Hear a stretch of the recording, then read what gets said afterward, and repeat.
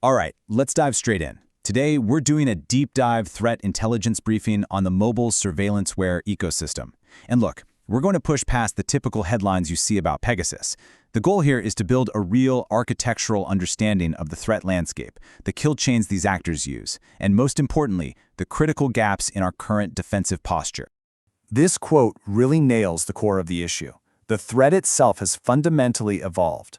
We're not just fighting nation-state attacks anymore. What we're facing now is a sprawling commercialized industry. This commodification means the barrier to entry for incredibly sophisticated digital espionage has collapsed.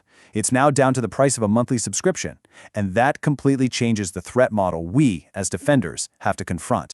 So here's how we'll break it down. We'll start with the Surveillanceware dichotomy. Then we'll deconstruct the kill chains. After that, we'll assess the OS defensive posture. Then we'll get into a gap analysis of countermeasures, what's working and what's failing.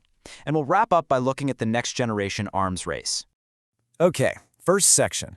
The central idea here is simple but crucial. Mobile surveillance is not a monolithic threat. If you want to analyze it effectively, you have to draw a hard line between two very different beasts: consumer-grade Stalkerware and government-grade mercenary spyware. They have completely different objectives, technical sophistication, and of course, different targets. Let's put them side by side. On one hand, you've got Stalkerware. Think MSpy, FlexiSpy. Installation? It's usually manual. It requires physical access or some pretty basic social engineering. The data collection is often partial, kind of piggybacking on legitimate OS functions. The cost? Well, moderate. But then you look at mercenary spyware, Pegasus, Predator. This is a whole other league. We're talking remote, zero-click exploits. The objective is total data acquisition through full privilege escalation. And the cost? We're talking millions. So what it really boils down to is intent. Stalkerware is a volume game. It's built for interpersonal surveillance, spying on a spouse, an employee, but mercenary spyware, that's a precision weapon. It is engineered for targeted espionage against very high-value individuals, journalists, activists, government officials. And this one distinction drives every single thing about their technical development and their operational playbook. So how does this actually play out in the wild? In this next section, we're going to shift from the what to the how. We're going to deconstruct their kill chains and really dig into the specific TTPs, the tactics, techniques, and procedures that they use. We can use a pretty standard 5-stage kill chain model as our framework here. It always starts with delivery and exploitation. That's how they get their foot in the door. That's followed by data gathering, which is the whole point, right? Then comes hiding to stay undetected, persistence to make sure they survive a reboot, and finally, data exfiltration, which is sending all that stolen intelligence back home to the operator. And this is where you see the massive technical chasm between the two. For Stalkerware, the whole process is crude. Delivery is physical access or tricking someone into sideloading an app. Exploitation is just convincing the user to grant a ton of permissions. And hiding, it's often as simple as just concealing the app icon. But for mercenary spyware, the TTPs are just orders of magnitude more advanced. Delivery is via zero-click exploits. Hiding involves sophisticated techniques like in-memory execution and meticulously erasing forensic traces. It's night and day. Okay, so the theoretical model is one thing. But what does one of these advanced kill chains actually look like in a real-world compromise? Let's move away from the abstract framework and walk through a concrete example. Let's take a look at the Heliconia exploit chain. And this isn't just one vulnerability, it is a whole chain of exploits, one after another. It starts with a malicious link. The first exploit hits the Chrome renderer just to break out of its initial sandbox. A second Chrome exploit then escalates to gain system-level privileges. Then, a third exploit targets the Mali GPU driver to get kernel access. And once they have kernel control, they can just modify the SE Linux policy and deploy the final spyware payload. That is the level of sophistication we're dealing with. Which, of course, leads us directly to the defensive side of the equation. In this section, we're going to take a hard look at the security architectures of both Android and iOS, assessing their foundational strengths, but more importantly, their most exploitable weaknesses. Now, to be clear, modern mobile operating systems are not exactly sitting ducks. They are built on a pretty deep, multi-layered security model. You've got application sandboxing, a robust permissions model, secure boot, code signing, hardware-backed encryption, and of course, regular security patches. These are the core defenses that are supposed to stop these kinds of attacks. So that brings up the million-dollar question, doesn't it?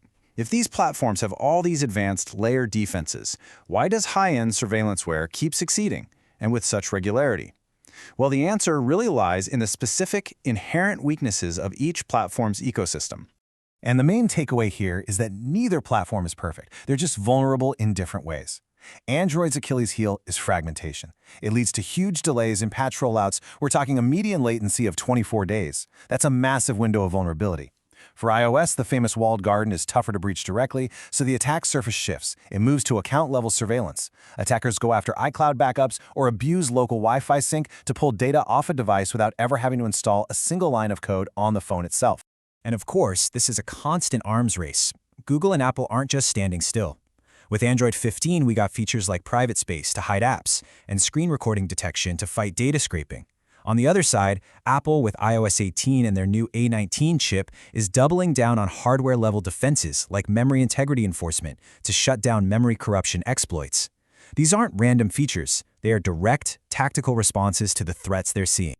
That brings us to our fourth section, a hard look at our countermeasures. We're going to do a gap analysis of the prevention and detection methods we have right now, and we're going to focus on where they are failing operationally.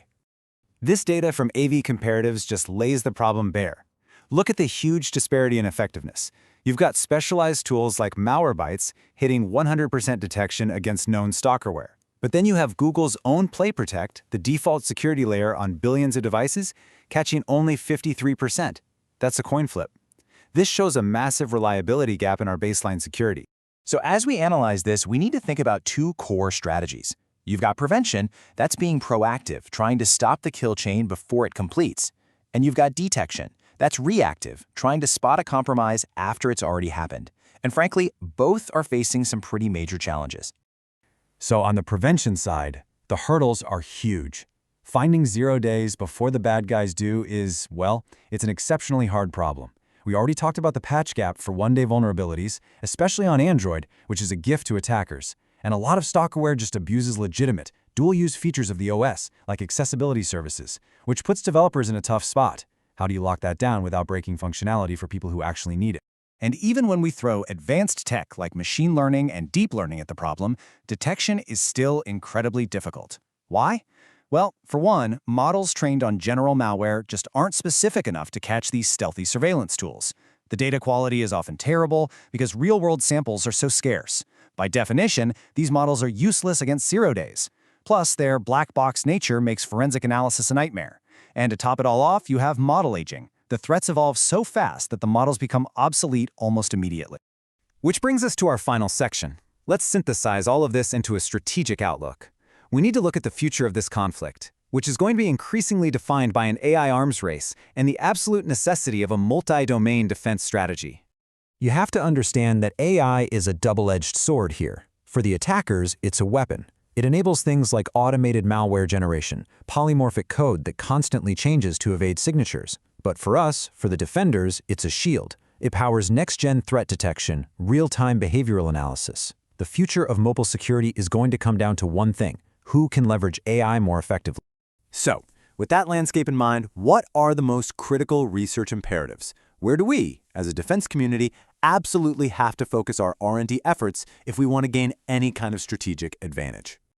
The research points to 4 key areas we have to tackle. First, we desperately need effective deep learning and LLM-based methods for automated vulnerability discovery and, ideally, repair. Second, we have to engineer more proactive OS defenses. Think sandbox system modules that harden those features that keep getting abused. Third, we have to build specialized detection models that are actually tailored to Surveillanceware. And fourth, we need to solve the black box problem and make these models more transparent and interpretable so analysts can actually use them. And this brings me to the final and really the most important takeaway from this entire briefing. Technology alone is not going to save us. The idea of perfect technical protection is a myth. An effective, truly resilient defense demands a 3-pronged strategy.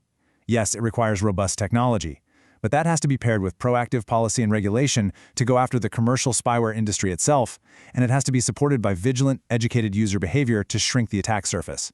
This holistic, multi-domain approach is the only way we're going to get ahead of this problem.